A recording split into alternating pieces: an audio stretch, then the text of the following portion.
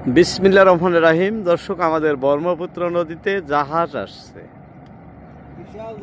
বিশাল জাহাজ নদীর মিডিল স্তর দিয়ে যাইতেছে। আমরা পাড়ে থেকে আপনাদের দৃশ্য দেখাইতেছি। যাই হোক, ইলিশ মাছ ধরার জন্য কিন্তু আমরা বসে আছি এই পানি জাহাজটি আসার জন্য। আমাদের ভাটায় জাল ফালানো সম্ভব হয় নাই, আমরা নদীর মধ্যস্থল দিয়ে জাল ফেলি, এই যে দেখাইতেছি। আরও অনেক নৌকা ভাটা ধরে যাইতেছে, কিন্তু এই জাহাজটির জন্য আমরা ভাটা ধরতে পারি নাই। যাই হোক, দুঃখিত। এখন আমরা ভাটায় যাব দর্শক। এই যে এক জায়গায় আমরা দুইজনে যে পারে দাঁড়াইয়া আছি, এখন যাবো ভাটায় মাছ ধরতে। জাহাজটি আমাদের সমস্যা ছিল, যার জন্য যাই নাই। তবে যাত্রা শুরু, আমরা এখন ভাটায় যাইতেছি দর্শক। বর্তমান বিভিন্ন ধরনের ইলিশ, ছোট বড় সব ধরনের ইলিশ কিন্তু এভেলেবল আসছে। আপনাদের আমি দেখায় আছি, কারণ মাঘ মাসের শেষ সময়, এই সময় মাছ বেশি থাকে ভাটায়। মাঘ মাস, ফাল্গুন মাস, চৈত্রি মাস, এই 3 মাসই থাকবো ইলিশ কম বেশি।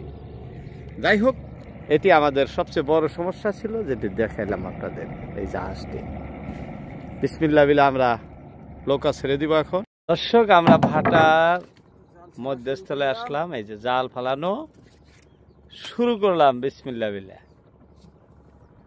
আমাদের মতো আরো অনেকেই মাছ ধরতেছে। এই যে দেখেন, এটা আমাদের সবচেয়ে সেরা মাইসা বললে ভুল হবো না। ও ভাই, একটা গান কও।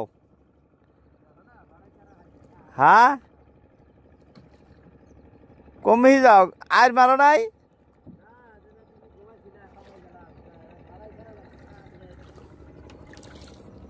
আমাদের ভাইজান আর মারে নাই, আর মারা জাল ফেলতেছে।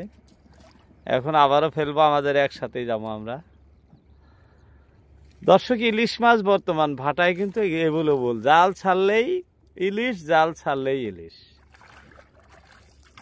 অনেকে অনেক ধরনের কমেন্ট করেন, কাকা ইলিশ মাছ দেখেন। আমি দীর্ঘ 2 মাস বসা ছিলাম, আপনাদের ইলিশ মাছ ধরার দৃশ্য দেখাইতে পারিনি, কারণ দুঃখিত।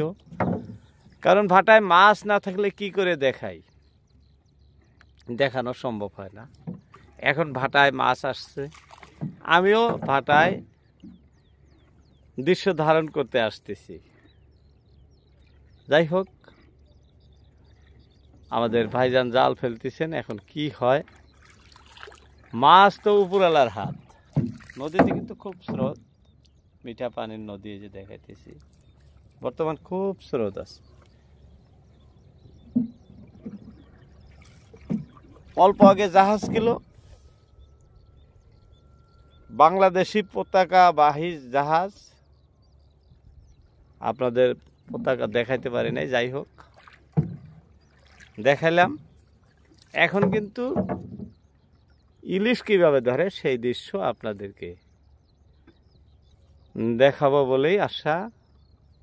যাই হোক, জাল ফেলতে বেশি সময় লাগে না, 2 থেকে 3 মিনিটের মধ্যে জাল ফেলানো হয়ে যায়। দেখতে দেখতে প্রায় জাল শেষ, সামান্য জাল আছে, এখনই ফেলানোই হয়ে যাব দর্শক। দেখতে দেখতে কিন্তু আমাদের জাল ফেলানো প্রায় শেষ। আপনাদের স্রোত দেখাতে চাইছিলাম নদী, এই দেখেন খুবই পানির এই যে ভরকাগুলো দেখলে দিশা পাওয়া যায়, খুবই স্রোত। যাই হোক, আমাদের আর মাত্র 2 কাঠি জাল আছে। এই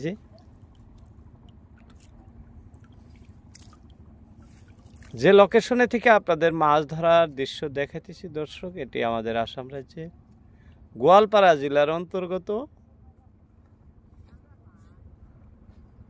কি জায়গার নাম ভাই? হ্যাঁ, খাওন খোয়ার চর। হয়তো এখানে আমি আগেও ভিডিও ধারণ করছিলাম। খাওন খোয়ার চর, সে ভিন্ন লোকেশন, আরো ভিন্ন ছিল, কিন্তু আজকে যে জায়গায় আছি এটা ভিন্ন। যাই হোক, জাল ফালানো শেষ, এখন আমাদের জাল উঠানোর দৃশ্য দর্শক। সুন্দর সুন্দর মাছ আসে, উপরওয়ালার কাছে আসা, যাতে ভালো মাছ, ভালো মানের মাছ বেশি বেশি আসে, আপনাদের দেখাইতে পারি, সেই অপেক্ষায় রইলাম। দেখতে থাকেন। জাল উঠানো শুরু করলাম আমরা। এখন উপরওয়ালা কি রাখছেন ভাগ্যে, সেটা তো মালিকই ভালো জানেন। কিন্তু আমাদের মতো আমরা চেষ্টায় কোনো ত্রুটি করি নাই, কর্মতে কোনো গালফাতি করি নাই। যেভাবে জাল ফেলতে লাগে সেইভাবেই ফালানো হয়েছে এবং উঠানো শুরু করলাম। মাছ তো ভাগ্যের ব্যাপার, বলা যায় না কতটুকু আসবো না আসবো, সব কিছু উপরওয়ালার হাতে। অনেকেই আমাদের ভিডিওগুলো দেখা বাদ দিয়ে সাইডে যান, অনেকেই ভিডিও না দেখেও কমেন্ট করেন। অবশ্যই আপনাদের অনুরোধ করব এই ধরনের কমেন্ট বা এই ধরনের করে ছাড়বেন না। ভিডিওর লাস্ট অবধি দেখার চেষ্টা করবেন, কারণ ইলিশ মাছ যে জাল ফালানো বা তোলা শুরু করলো আর আসলো তাই নয়।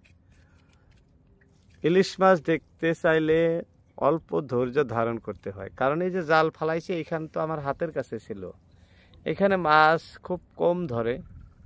যত গভীরে যাব তত মাছ বেশি ধরে ইলিশ, এটাই ইলিশ মাছের নিয়ম।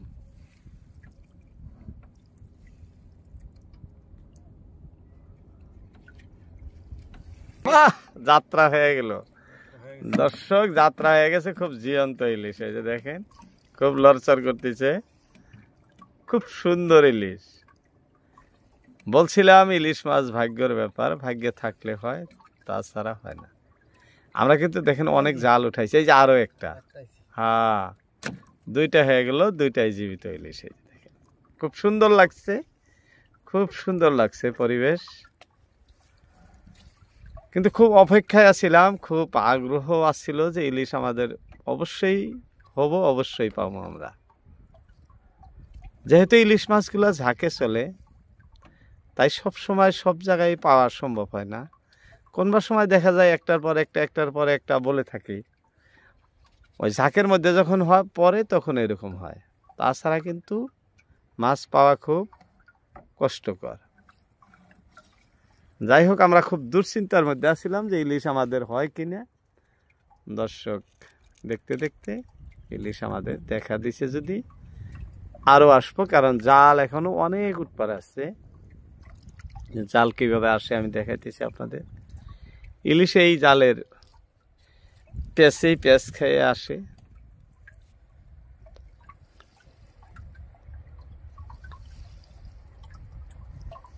আসো গো, সুন্দর সুন্দর মিঠা মানের ইলিশ, মিঠা মিঠা ইলিশ খালি আসলেই হয়।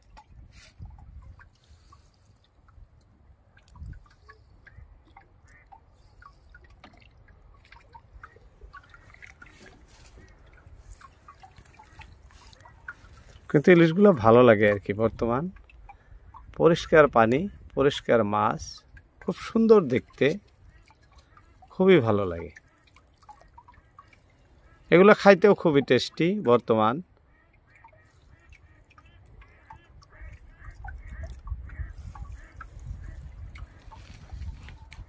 আসো আসো আসো আসো, খালি বড় বড় ইলিশ। আমরা কিন্তু ভাইসা যাইতেছি। দর্শক অনেক সময় অপেক্ষা করলাম, মাছ নাই বললেই চলে, এরকম ছিল। কিন্তু হঠাৎ করে আমাদের জালের মধ্যে দুইটা ইলিশ পাক খেয়ে আসলো। ধৈর্যর ফল বলে মিঠা হয়। যাই হোক, মালিক ভরসা। জাল আর নাই, অল্প জাল আছে, উঠাইতে দেখাইতেছি আপনাদের। এর মধ্যে এখন মাছ আসা না আসা, এক পাতা একটা কাটি, দুইটা তিনটা তিন চারটা পাতারি আর কি আছে আমাদের। জাল শেষ।